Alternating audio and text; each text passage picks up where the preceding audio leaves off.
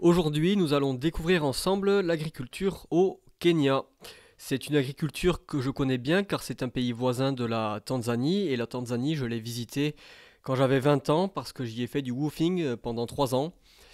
Donc c'est un pays qui possède un climat tropical et qui a aussi la particularité d'être limitrophe avec le nord de la Tanzanie qui abrite le Kilimandjaro et on peut donc voir potentiellement une agriculture tropicale, entre tropicale et tempérée, puisque c'est une agriculture tropicale d'altitude. Donc en fait, on a un climat tropical qui est tempéré par l'altitude, et donc il fait entre 18 et 25 toute l'année. C'est très intéressant, et ben voilà, on va se balader, et je vais commenter. Donc le principe, c'est que je me balade sur Street View, sur des endroits qui sont générés de façon aléatoire par, par le jeu OpenGuessr, GeoGuessr.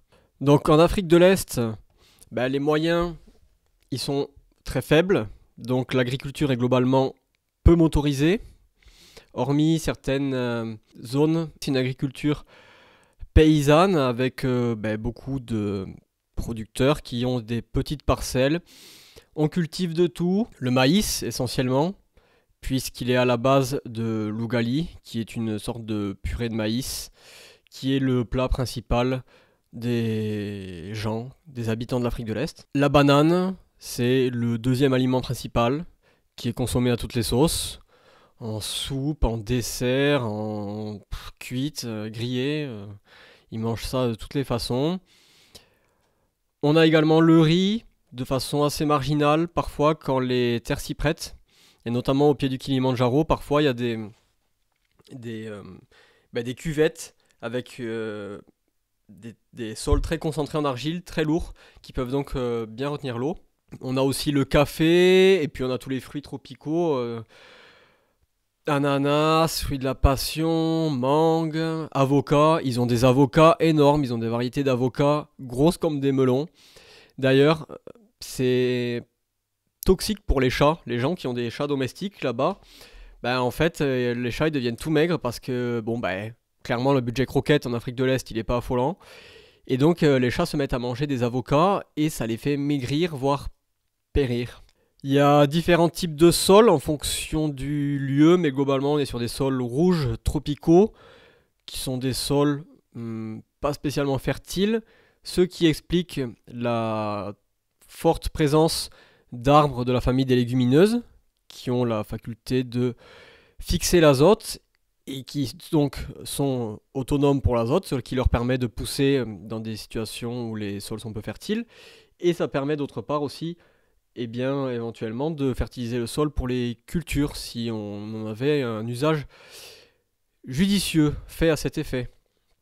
Ça peut être par exemple l'apport de branchage d'arbres que l'on transfère sur la parcelle et que l'on broie. Et puis il y a aussi des arbres légumineuses, tout simplement parce qu'on est sous un climat tropical et donc le cycle des éléments est très rapide et la moindre matière organique qui tombe au sol, du moment qu'il y a de l'humidité, se dégrade.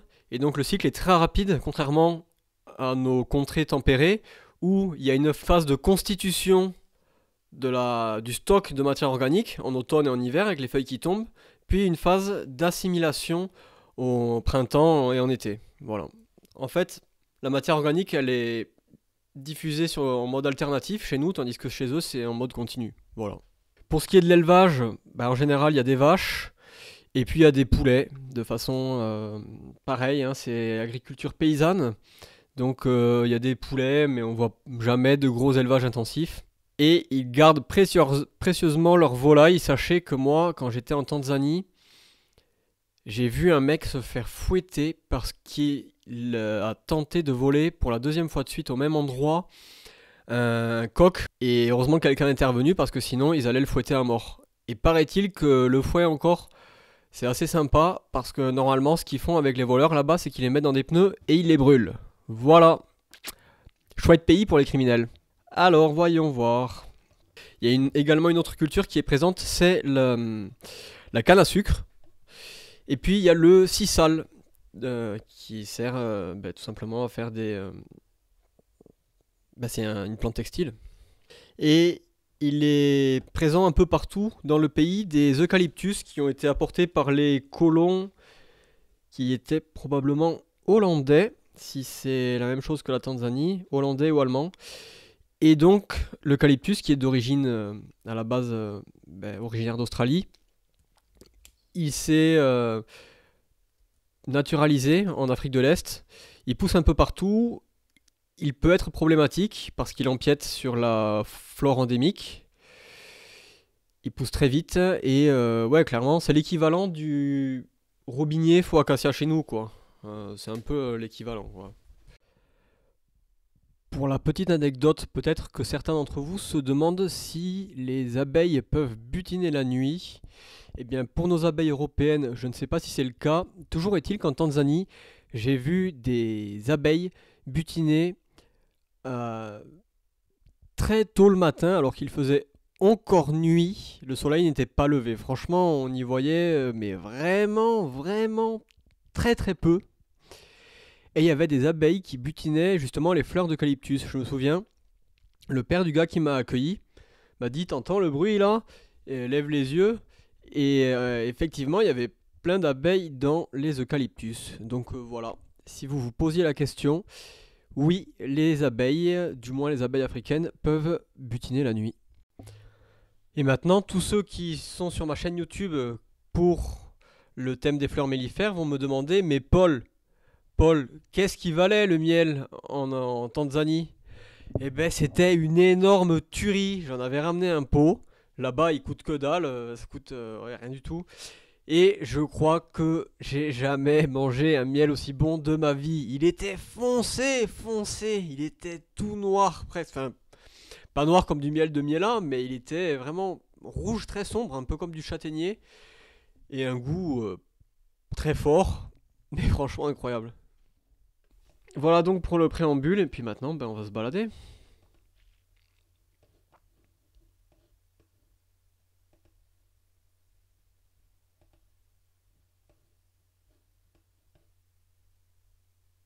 Ben ça doit être un agriculteur à mon avis, vu comment il est habillé, avec ses bottes.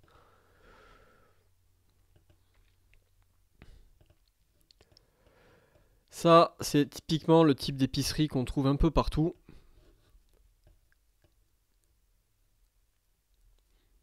Ben en fait, c'est un pays à l'ancienne, je serais tenté de dire, hein. Chez nous, avant, c'était comme ça, hein, avant les grandes surfaces et compagnie. Vous verrez pas un Leclerc au Kenya, hein. Alors, ils produisent les légumes qu'on a également chez nous. Les tomates, les choux, les oignons. Les tomates, parfois, ça pose problème dans les régions avec, ben, en fait, un peu partout. À cause de la saison des pluies, ils ont beaucoup de problèmes de mildiou. Et ils ont jamais ils font pas des records de production, quoi, en tomates, hein. Le climat ne s'y prête pas trop.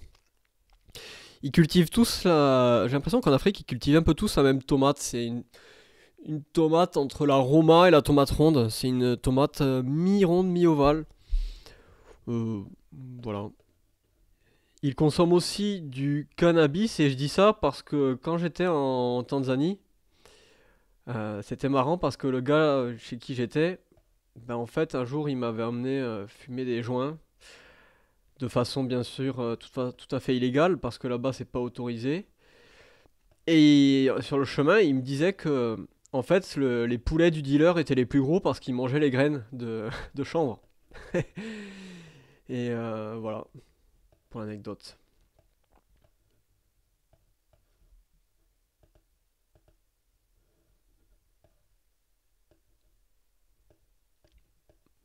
Alors, on a ici une petite capucine. On a décoré le devant de la maison avec la capucine.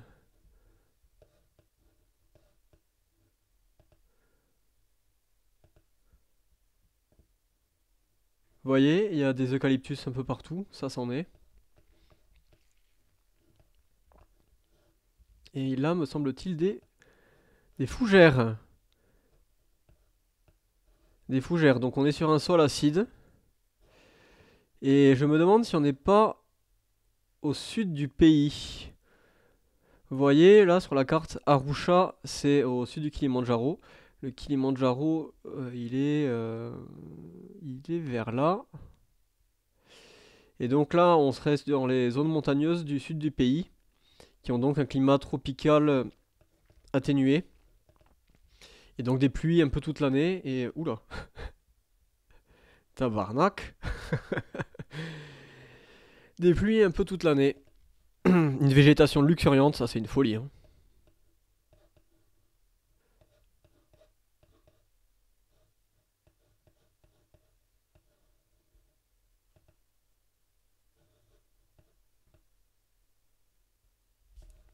Il y a beaucoup de bougainvilliers qui fleurit mauve. C'est beaucoup utilisé dans les haies. C'est beau, hein. Franchement, c'est beau, hein. Ils ont des belles baraques là, hein.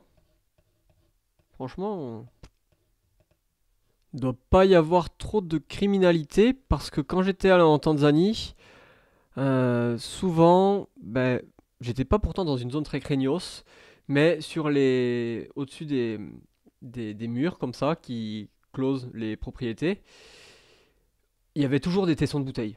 C'est pour protéger les voleurs, voilà, c'est un réflexe systématique. Alors ici on a du maïs, un très beau maïs, vous avez vu, il doit faire à peu près 3 mètres. Sur les contreforts du Kilimandjaro et de toute la chaîne montagneuse qui se situe donc au sud du Kenya et au nord de la Tanzanie, grâce au climat tropical atténué, ils peuvent faire entre 3 et 4 successions de maïs par an. Je déconne pas, ils peuvent faire jusqu'à 4 maïs par an. C'est ce que m'avait dit mon hôte qui m'accueillait. Moi, j'ai récupéré des graines de son maïs. Je lui disais, waouh, trop stylé, la variété locale de maïs de Tanzanie, ça va être une tuerie. Genre, j'étais trop content de ramener ça en France. Sauf que, une fois que je l'ai fait pousser en France, alors je l'ai bombardé de fumier de poule. Il a été incroyable. Il a fait au moins 3,75 m. C'était une folie. Je crois que j'avais mesuré à 3,75 m. Et il faisait des épis double voire triple. Je me suis renseigné. En fait, c'est une pollution génétique à cause des probables OGM. Et oui, euh, en fait, il y a des semences qui ont été achetées par des producteurs qui sont des semences qui ont été importées. Et ces semences importées polluent les souches locales de maïs. C'est un phénomène qu'on observe également au Mexique et qui se traduit donc par ce phénomène où l'on voit non pas un, deux, trois épis qui sont à différents étages de la plante, mais sur le même nœud, on a un, deux, trois épis. Donc un bel épi et puis deux mal formés. Et puis, bah, ils adorent. Ça coûte cher, mais tant qu'ils le peuvent, ils utilisent des engrais et puis des désherbants, hein, parce que pour eux, ils voient ça comme un progrès. Dans un monde où tu as 70% de la population qui est rurale, qui passe son temps à désherber, ben, si t'es pas éduqué aux méfaits de toutes ces merdes, de tous ces produits phytosanitaires, etc., ben forcément, t'es bien content de t'en servir. Et puis là-bas, je vous avoue que le certifito, ils connaissent pas trop. Et puis les dosages, j'espère qu'ils lisent les bidons, hein, mais c'est pas, c'est pas toujours dit, hein. Cette plante-ci, c'est du yam, qu'on appelle aussi taro, et dont on mange la racine. Et parfois, il est cultivé dans les champs. On peut voir des champs de taro. C'est quelque chose qui est répandu en Asie aussi, je crois, hein. Ça, c'est un fruitier. Je me demande ce que c'est. Vous avez vu? Comment ça s'appelle ça? Ça s'appelle pas la margose, margose ou margos? Quelque chose comme ça. Ça se mange aussi, hein. Ou la nonne. Je sais plus. Dites-le moi dans les commentaires si vous connaissez. Bon, du coup, j'ai fait mes petites recherches pendant le montage. Et en fait, c'est un manguier. Et bah là, je l'ai pas mis dans la vidéo, mais j'ai continué à me balader un peu partout. Et au Kenya, en fait, il y a des manguiers partout. Ils ont des manguiers partout. Et en fait, toutes les parcelles sont plus ou moins agroforestières avec des arbres disséminés. Et c'est des manguiers, de façon quasi systématique. Chose que je n'avais pas remarqué en Tanzanie. En Tanzanie, il n'y en avait pas autant. Il y avait des manguiers, mais Sur les contreforts du Kilimandjaro, il y avait surtout un peu de tout, mais surtout des beaux avocatiers aussi. Il y avait beaucoup d'avocatiers. Voilà. Une fois encore, on a de beaux champs de maïs derrière. Aucune irrigation, hein. Là, on est complètement tributaire des saisons, hein. Donc, et d'ailleurs, ils percevaient les effets du réchauffement climatique. Quand j'y étais allé il y a de ça bientôt 10 ans, ils les percevaient déjà. Et les saisons des pluies, saisons sèches, commençaient à être irrégulières. Je ne sais pas où ça en est maintenant. Donc ça, c'est le petit champ d'une famille, hein, vous voyez. Ils ont fait, ils ont mis leur petit maïs au milieu des bananiers. Il y a un peu de tout mélangé. Voilà, c'est une agriculture paysanne. Et d'un côté, esthétiquement, ça a tellement, tellement rien à voir avec notre agriculture et nos champs immenses et nos gros tracteurs dégueulasses. Quand même, hein, quand on met du monde sur le territoire et qu'on répartit la population, ça aboutit nécessairement à des paysages beaucoup plus beaux. Et si derrière ça, on mettait un accompagnement pour que les choses soient faites de façon rationnelle, mais ce serait une tuerie. Il y a tellement moyen de végétaliser la terre entière, franchement. Un autre usage qui est fait du bananier, en fait, on s'en sert pas seulement pour les bananes, on s'en sert aussi pour nourrir les vaches. Et lorsque j'étais dans les montagnes, pas loin du Kilimandjaro, le gars qui m'accueillait, il se servait des troncs des bananiers et tous les matins, j'entendais à la machette, tchac, tchac, tchac, les vaches là-bas, il leur donnait à manger les troncs de bananiers. Les avocats aussi, du moment qu'on leur pète le noyau, elles adorent ça. Je crois qu'il leur donnait même juste les noyaux d'avocats. Et ce mec était super intéressant parce qu'il avait aussi créé une petite station de méthanisation qui lui permettait de chauffer l'eau de sa douche et de la cuisine. Le mec c'était l'Elon Musk de l'agriculture du nord de la Tanzanie, c'était une folie. Enfin, je sais pas si Elon Musk est un bon exemple, mais on va plutôt dire le Tesla. Voilà. Ah là, le maïs jusqu'à la bordure, hein. Pas de détails. Et tout ça, c'est semé à la main, hein. Et après, ils font des fagots qui chargent sur leur dos et qui ramènent à la maison. Bah oui, parce que sinon les gens vont te les chourer, les voleurs. Et pareil, les cannes de maïs, on s'en sert pour nourrir les bêtes. Et vous voyez ça, les bougainvilliers qu'on a là, ça c'est vraiment... Il y en a partout. Il y en a partout là-bas. C'est magnifique, hein.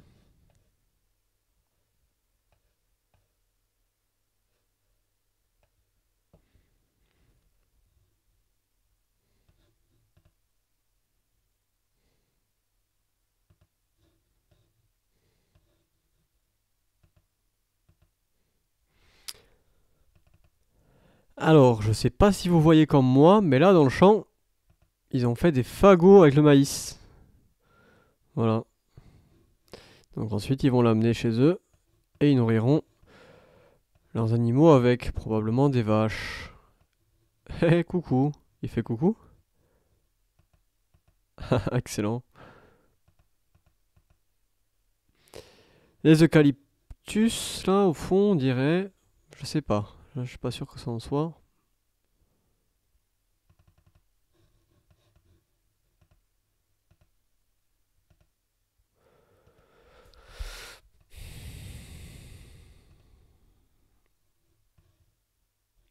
Ah, ici, monsieur, un petit élevage de moutons.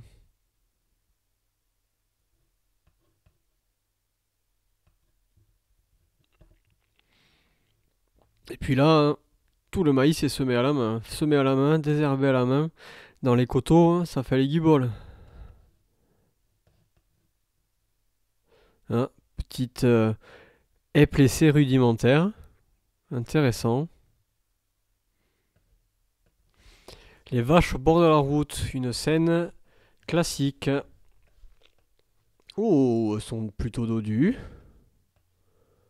Elles sont jolies. Ah, il y a des chèvres aussi, on dirait. Non? Ce qui se fait en général, c'est que le matin, on prend une bête, on lui met une corde, un piquet, et on la laisse là pour la journée pour qu'elle pâture, elle broute. C'est un moyen aussi de tondre la pelouse pour pas cher. Et puis le soir, on va la chercher, et le lendemain, on la met ailleurs.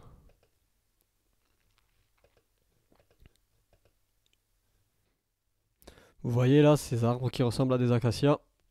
C'est donc des arbres de la famille des légumineuses. C'est des cousins de l'acacia, hein, qui sont donc très fréquents en Afrique et particulièrement sous climats tropicaux. Lorsque la matière organique est très rapidement dégradée. Des petits écoliers, qu'est-ce qu'ils font? Ils font des bêtises.